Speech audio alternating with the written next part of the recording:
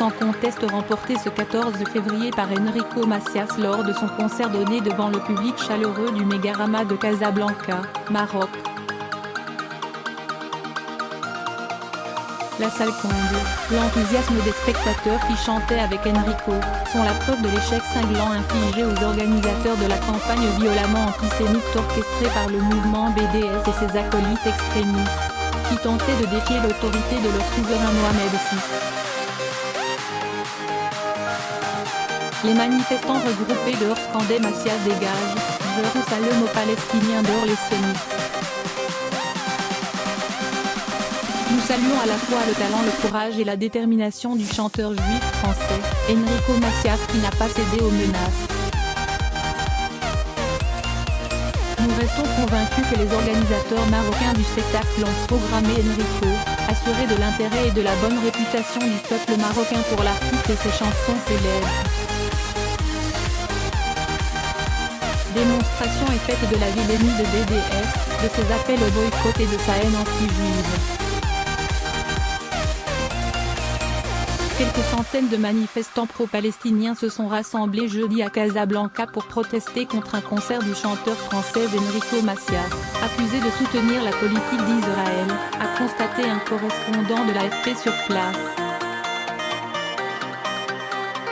Il est le fer de lance de l'avancée sioniste dans le monde. Il est engagé dans le projet sioniste et il soutient ouvertement l'armée israélienne, a déclaré à l'AFP Sadia El-Wali, membre de la Coalition nationale pour la Palestine.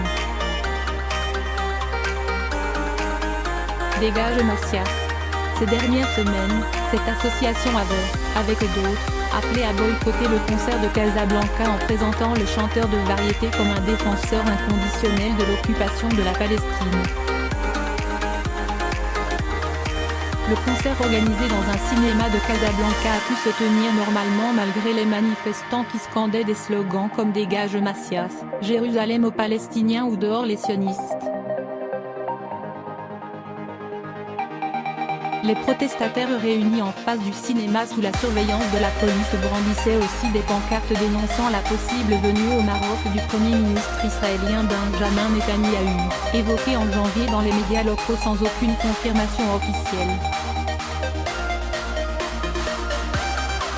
Interdit de séjour en Algérie, sa terre natale pointe du fait de ses positions, Enrico Macias qui se revendique comme juif ou berbère arabe n'a jamais pu, à 80 ans, retourner en Algérie, son pays natal qu'il avait quitté avec sa famille en 1962, pendant l'exode pied-noir.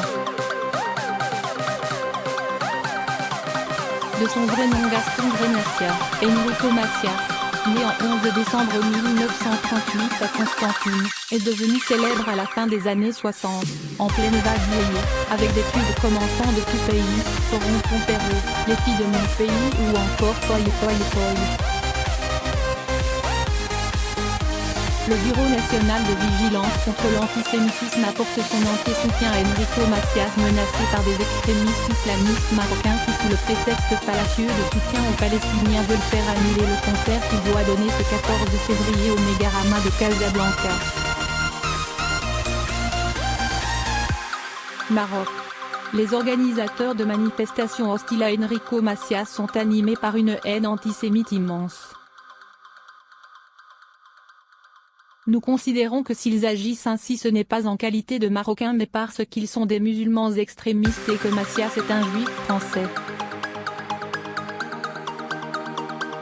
L'Obnivicier attend des artistes français et particulièrement de la communauté du spectacle chanteurs et animateurs d'émissions de divertissement qu'ils témoignent leur solidarité avec le chanteur juif français et l'expriment clairement en condamnant les groupuscules qui veulent discriminer Enrico Macias. L'Obnivicier demande au roi du Maroc qu'il fasse assurer la sécurité d'Enrico Macias, interdise les manifestations hostiles et place notre symbole national sous sa protection royale personnelle.